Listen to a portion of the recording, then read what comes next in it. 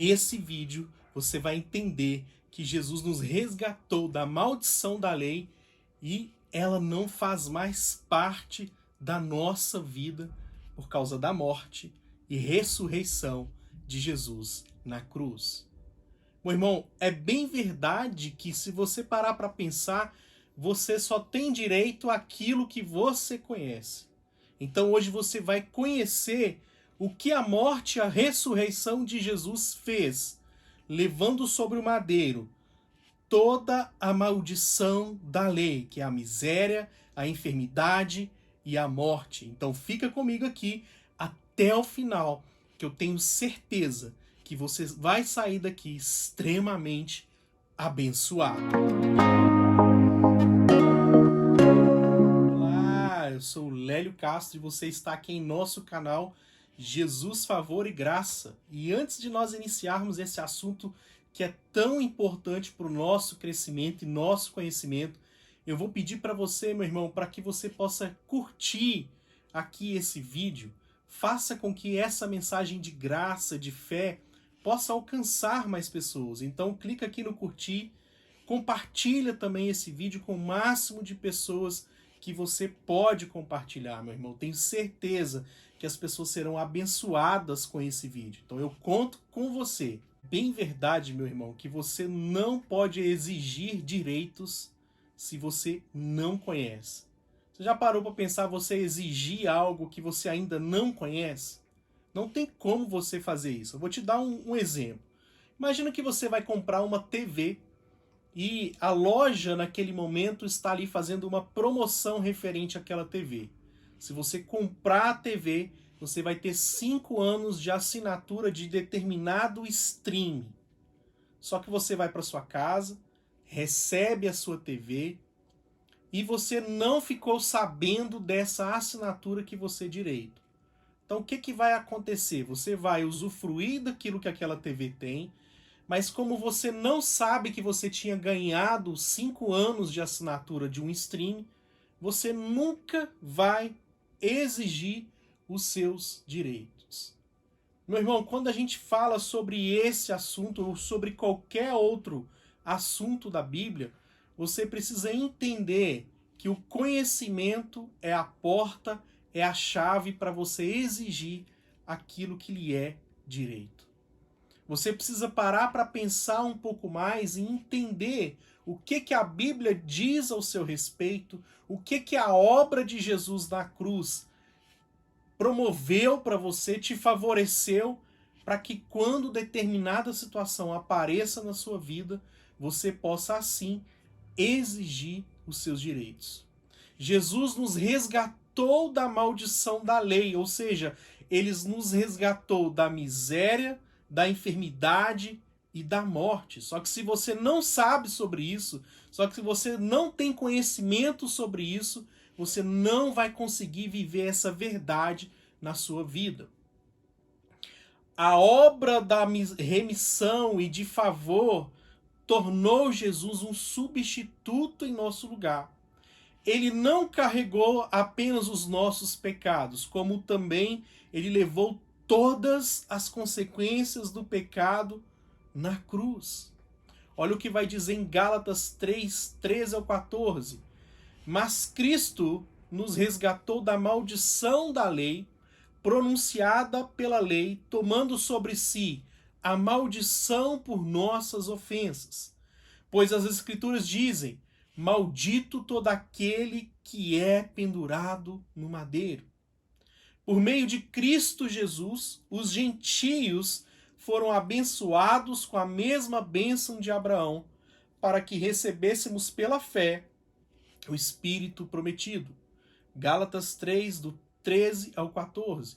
Gálatas 3, 29 vai dizer assim: e agora que pertencem a Cristo, são verdadeiros filhos de Abraão, herdeiros dele, segundo a promessa de Deus.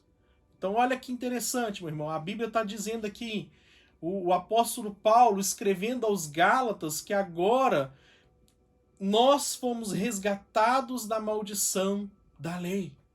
E é interessante a gente pensar a respeito sobre isso, pensar um pouco no contexto também do que estava acontecendo ali na igreja de Gálatas que as pessoas estavam querendo voltar às práticas da lei. As pessoas estavam colocando novamente a confiança naquilo que era praticado na lei para que aquelas pessoas pudessem viver o evangelho imaginando que a lei ou algumas práticas da lei poderia justificar elas.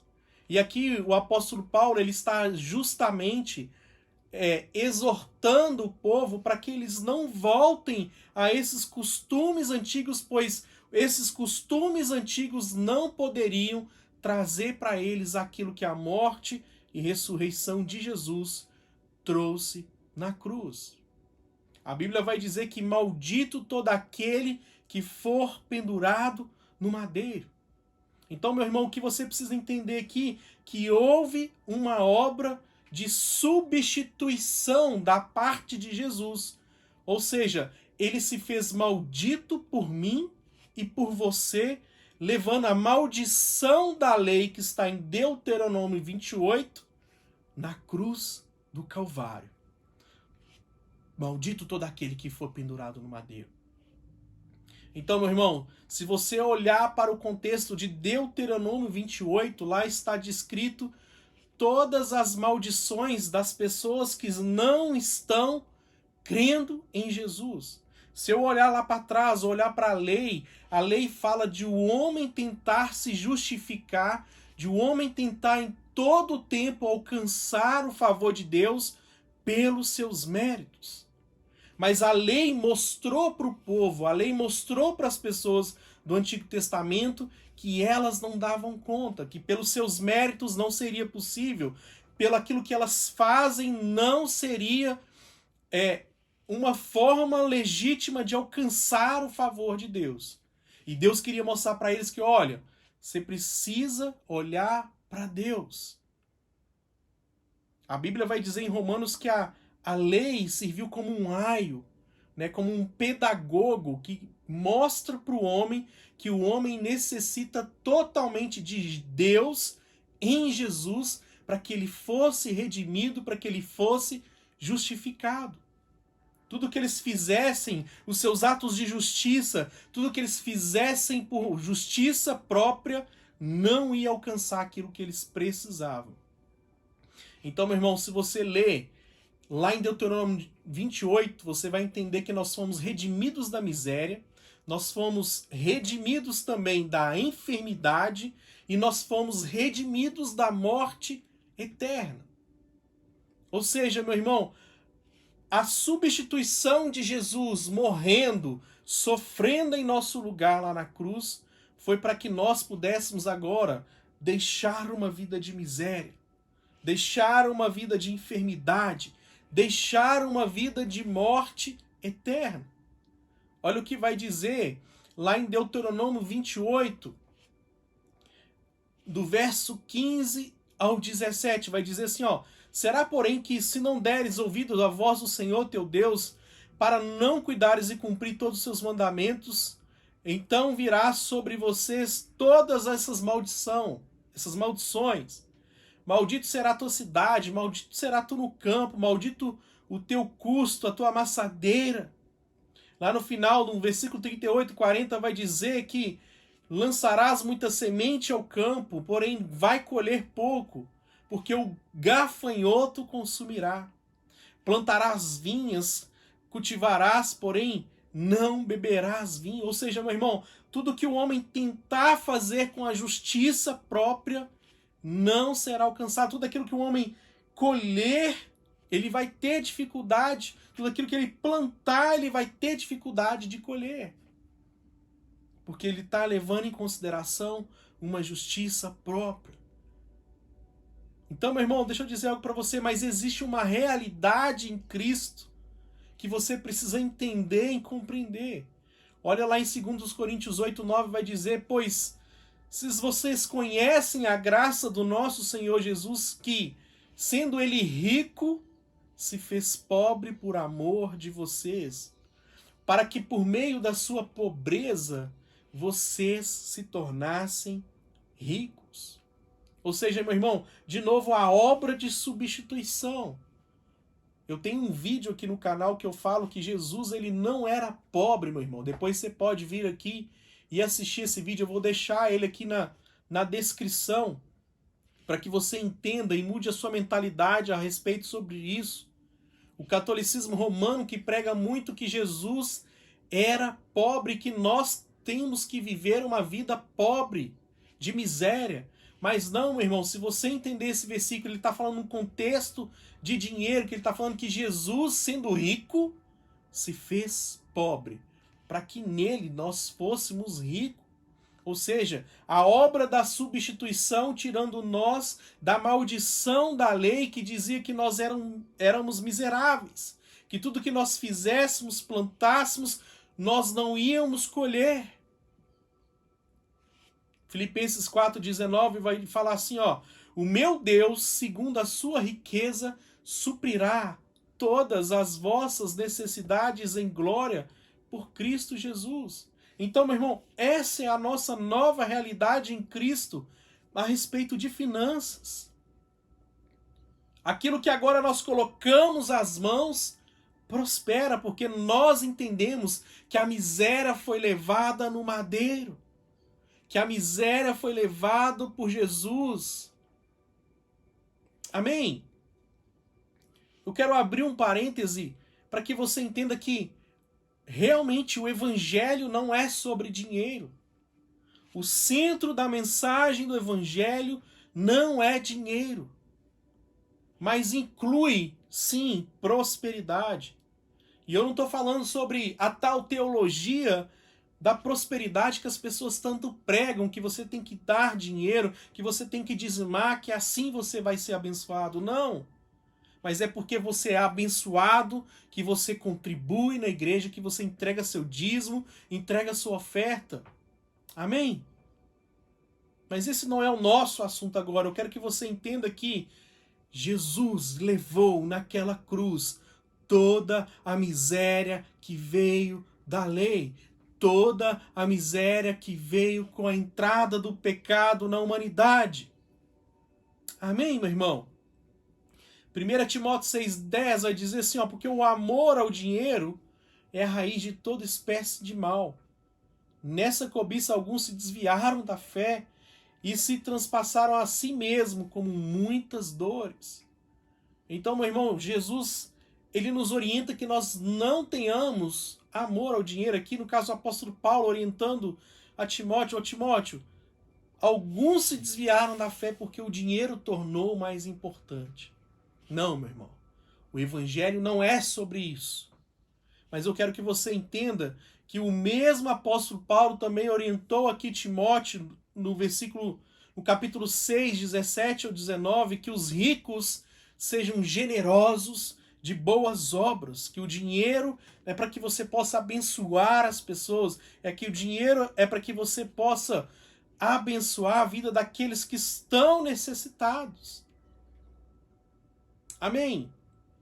Meu irmão, você precisa entender que a lei também, ela tinha um grande problema. Ela também fala de enfermidade. Olha o que vai dizer lá em Deuteronômio 28, 22. Você ferirá com as doenças debilitantes, com febres, inflamações, com calor ardente e seco, com ferrugem, com mofo. Essas calamidades perseguirão até que vocês morram. Olha isso, meu irmão. Versículo 27 de Deuteronômio 28. O Senhor afligirá as feridas ao Egito, com tumores, com sarna, com coceiras incuráveis. O Senhor os castigará com toda loucura, cegueira e pânico. Olha que interessante, meu irmão. Quando eu olho para a lei, eu olho para um homem que não é dependente de Deus. A Bíblia diz lá no Salmo 91 que aquele que habita no esconderijo do Altíssimo, à sombra do Onipotente descansará. Então o problema da lei, meu irmão, fala de confiança em Deus, que eles não confiavam em Deus, confiavam nos seus próprios méritos, e aquele que confia nos seus próprios méritos vai receber o galardão dos seus próprios méritos, que é contrário totalmente à graça, Porque quando eu confio, quando eu entrego, quando eu entendo a obra de ressurreição de Jesus, eu estou debaixo da sombra onipotente do nosso maravilhoso Deus. Eu estou debaixo da sombra de proteção de Deus e essas coisas não farão mais parte da nossa vida. Porque Ele levou sobre si todas as nossas dores, todas as nossas enfermidades. Mateus 8,17 vai dizer: cumpriu-se desse modo o que foi dito pelo profeta Isaías. Levou sobre si nossas enfermidades e removeu as nossas doenças. Em Atos 10,38 vai dizer: sabei também que Deus ungiu Jesus de Nazaré com o Espírito Santo e com poder. Então Jesus foi por toda parte fazendo bem, curando todos os oprimidos pelo diabo, porque Deus estava com ele, meu irmão. Então, o problema da lei, o problema de resultado da lei, que é a morte, a enfermidade e a miséria, em Jesus, isso tudo é resolvido, meu irmão.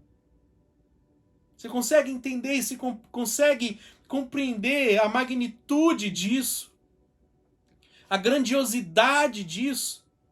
Que eu tenho uma lei que leva a gente para o lado ruim, ou seja, quando eu confio em mim, quando eu confio nos meus méritos, eu recebo a maldição da lei. Mas quando eu entendo a obra ressurreta de Jesus, que ele morreu, ressuscitou, que ele foi o substituto, que ele levou as minhas dores, levou a minha miséria, que ele levou tudo que ele podia de ruim na cruz, agora eu posso viver como aqueles que receberam a promessa. Não sei se você recorda, mas em Gálatas 3, o apóstolo Paulo fala que agora nós temos a bênção de Abraão, porque nós vivemos agora, meu irmão, pela fé na obra completa de Jesus. Então aqueles que entendem a obra completa de Jesus podem viver como Abraão, que foi ali o herdeiro da promessa. Amém? Nós fomos redimidos, meu irmão, da morte eterna. Se você ler Gênesis 2, 16 ao 17, vai dizer assim, ó: mas o Senhor Deus lhe ordenou: coma à vontade dos frutos de todas as árvores do jardim, exceto da árvore do conhecimento do bem e do mal. Se você comer desse fruto, com certeza você morrerá. O homem vai lá e faz o quê? Come. E a partir dali, começa a habitar dentro do ser humano a morte espiritual. Eu sempre falo isso, ó. O homem no Éden está ali conectado com Deus. Quando ele comeu, ele se separa de Deus. Aquele elo que o homem tinha com Deus é separado. E ali entra então a morte espiritual. O grande problema do homem é a morte espiritual, meu irmão. Não é nem o pecado. É porque quando tem pecado, tem morte espiritual. E o que você precisa entender, que o que afastou o homem de Deus é exatamente essa morte espiritual. Mas eu tenho uma boa notícia para você. O Evangelho fala de boas notícias. Jesus fala de boas notícias. E a boa notícia é que nós fomos redimidos da morte eterna, da separação do homem com Deus. E agora nós estamos novamente conectados com essa videira que é Jesus Cristo. Meu irmão, a morte de Jesus foi poderosa. O mesmo poder que atuou na ressurreição de Jesus foi o mesmo poder que fez ele aguentar naquela cruz todas as misérias e mazelas de Deuteronômio 28. Você agora pode assentar, meu irmão, na mesa com Jesus. Pode viver coisas maravilhosas porque Jesus tirou você desse lamaçal. 2 Timóteo 1,10 vai dizer: e agora ele tornou tudo isso claro para nós com a vinda de Cristo Jesus, nosso Salvador, que destruiu o poder da morte e iluminou o caminho para a vida e a imortalidade por meio das boas novas. 2 Timóteo 1,10, olha que maravilhoso, meu irmão. Então a vinda de Cristo foi a porta que nos conectou novamente com Jesus. E agora, com Deus, e agora nós podemos usufruir de uma vida eterna, imortais. A morte não pode nos vencer mais, porque agora nós nos tornamos imortais. Temos uma vida eterna em Jesus. João 5,24 vai dizer assim: e eu lhes digo a verdade, quem ouve a minha mensagem e crê naquele que enviou, tem a vida eterna. Jamais será condenado, mas já passou da morte para a vida. Meu irmão, nenhuma condenação há para aqueles que estão em Cristo Jesus. Se você creu nessa obra, nessa completude dessa obra, você não é mais condenado. Ah, Lélio, mas eu pequei. Meu irmão, pede perdão e continua firme. Persevera até o fim, porque vão ver a Jesus aqueles que perseverarem até o fim. Você precisa entender que você não está mais debaixo da lei. Romanos 6,14 vai dizer: o pecado não é mais o meu senhor, pois vocês não vivem mais sob a lei, mas sobre a graça. Romanos 10,4, pois Cristo é o propósito pela qual a lei foi dada. Como resultado, todo aquele que nele crê é declarado justo. Meu irmão, eu não sei você, mas essa palavra é maravilhosa. Você foi redimido de toda miséria, de toda enfermidade. Você foi redimido, meu irmão, da morte eterna. Agora você pode viver com Jesus. Amém? Então, meu irmão, vou deixar aqui, esses 2 cards, mais 2 vídeos para você assistir, que vai dar continuidade a esse estudo que nós fizemos agora. Você é livre, meu irmão. Deus abençoe sua vida. Não esquece de comentar aqui as bênçãos que Deus tem deixado na sua vida. Se você estiver precisando de alguma oração, coloque aqui também, que nós vamos orar por você. Mas saiba que você pode também orar e as coisas mudarem e acontecer. Deus te abençoe, meu irmão, em nome de Jesus.